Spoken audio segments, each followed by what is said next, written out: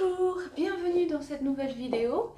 Donc chose promise, chose due, je vais vous parler de la phobie des araignées à travers une expérience avec encore un enfant, une petite fille qu'on m'a amenée.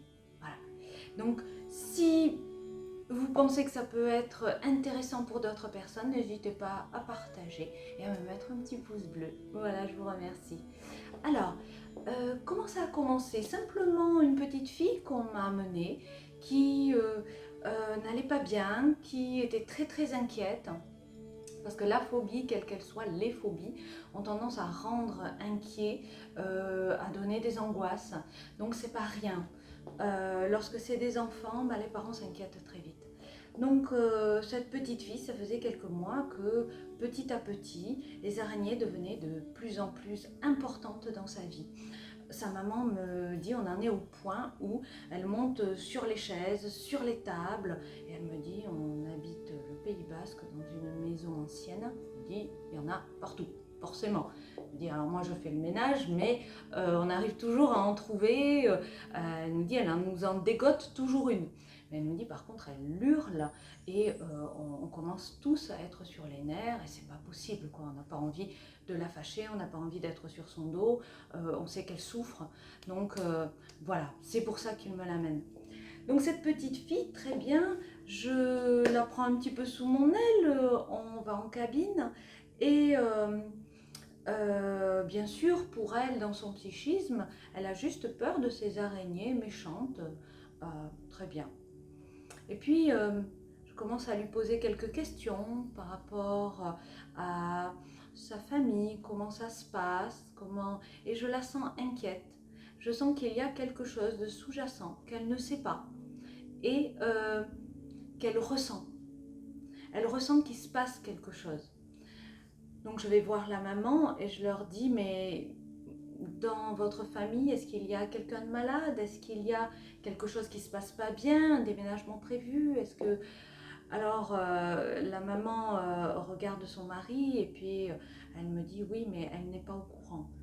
Je dis d'accord, dites-moi, vous savez, les enfants ressentent et ils voient vos regards, ils voient votre inquiétude, on ne peut pas les extraire de la vie familiale. Donc elle me dit voilà, mon père, qui est son grand-père, est très malade et on est en effet très inquiet parce qu'il a un cancer et il va commencer la chimio.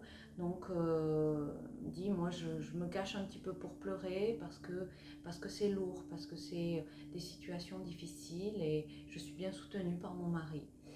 Donc je dis d'accord, je dis par contre vous ne pouvez pas le cacher à votre fille, c'est pas possible. Parce qu'elle le sait au fond d'elle. Malheureusement, elle a certainement l'impression que voilà, il y a quelque chose de sous-jacent qui est grave et que c'est peut-être un petit peu de sa faute. Ce monstre-là, il se cache et certainement qu'il a pris la forme de ces araignées. Alors je prends la maman par la main et je lui dis maintenant, vous allez utiliser des mots d'enfant, je vais vous les souffler, mais vous allez le lui dire. Et puis on va la rassurer. Votre père, il est pris en charge par des médecins, par un hôpital, donc on peut avoir un grand espoir. Ça peut passer, il peut aller mieux, il peut y avoir une rémission. Donc tout ça, il faut le lui dire. Il faut en effet lui dire la vérité. C'est une maladie grave, mais par contre, il y a beaucoup de personnes qui s'en sortent et heureusement. Donc voilà, elle vient avec moi. Et elle commence à parler à sa fille. Alors bien sûr, elle pleure.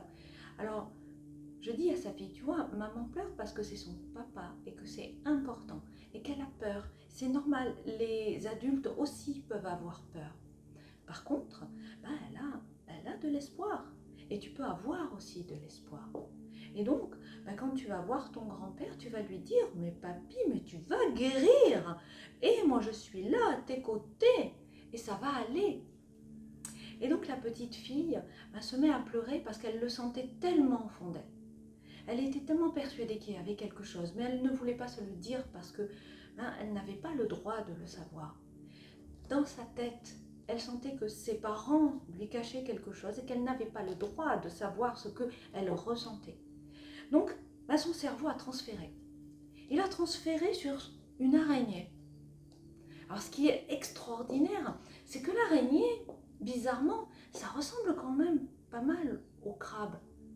Et lorsque vous regardez au niveau de l'astrologie, ceux qui sont du signe du Cancer ont ce fameux crabe comme représentation. Donc j'ai trouvé ça assez fabuleux. Maintenant, si vous avez une phobie des araignées, ça peut être tout autre chose. Ça peut même être quelque chose d'un petit peu insignifiant qui est la peur du noir lorsque vous étiez enfant. C'est tout à fait possible que ça se soit transformé en une phobie des araignées. Par contre, cette peur du noir quand vous étiez enfant, c'était quoi au fond de vous? Ça nous ramenait peut-être à votre naissance. Cette peur que vous avez eue en naissant. Même si ça s'est bien passé, même si on vous dit « Oh là là, tu es arrivé comme une fleur », oui, mais c'est quand même quelque chose d'extraordinaire, une naissance. Et forcément, c'est un changement de monde, par exemple. Donc, pour chaque personne, il y a un transfert particulier qui la définit, qui définit ce qu'elle est en train de vivre, qui définit la situation actuelle. Donc voilà, pour cette petite fille, moi c'était la peur pour son grand-père. Et donc on a travaillé ça, sa maman lui a parlé et je lui ai demandé de revenir 3 semaines après. Lorsqu'elle est revenue, elle me dit « Véronique, tu sais, j'ai tué 3 araignées. » Et elle était pas peu fière. Alors je lui ai félicité, je lui ai dit « Écoute, c'est très bien. » Je lui ai dit « Donc tu as beaucoup moins peur ?» Elle me dit « Oui, maintenant j'en ai plus peur, mais je les aime toujours pas. Hein. » Je lui ai dit « C'est pas grave, t'as pas besoin de les aimer, ne t'inquiète pas. Elles ne se cachent plus, elles sont là, tu peux les jeter dehors et elles ne t'embêteront plus. » Donc voilà, juste pour partager ça avec vous, et ça permet de comprendre les choses différemment. Ça permet d'y mettre des connotations différentes. Et vous savez, mine de rien, le fait de comprendre ces situations différemment, ça s'appelle une extension de conscience. Ça vous permet aussi de prendre du recul sur certaines choses et finalement une certaine réserve, des avis moins tranchés. Et comme le Bouddha disait, la meilleure voie, c'est la voie du milieu. Dans le sens où un avis très tranché est forcément un avis dualitaire, dans une façon de voir noir et blanche, on va dire. Donc la voie du milieu, c'est un mélange de gris, un mélange de noir, de blanc, qui forme le gris qui nous est idéal, qui est ajusté à nous. Donc le fait d'avoir comme ça, de petit à petit, créé cette extension de conscience, cette façon de penser plus souple, plus élaborée peut-être, ça vous fait évoluer vers quelque chose de plus doux pour vous. Voilà. Écoutez, j'ai terminé. Je vous envoie de grosses bises. Donc, n'oubliez pas un petit pouce bleu. Abonnez-vous si vous n'êtes pas abonné. Et puis, partagez si ça peut aider certaines personnes. Merci beaucoup. À bientôt.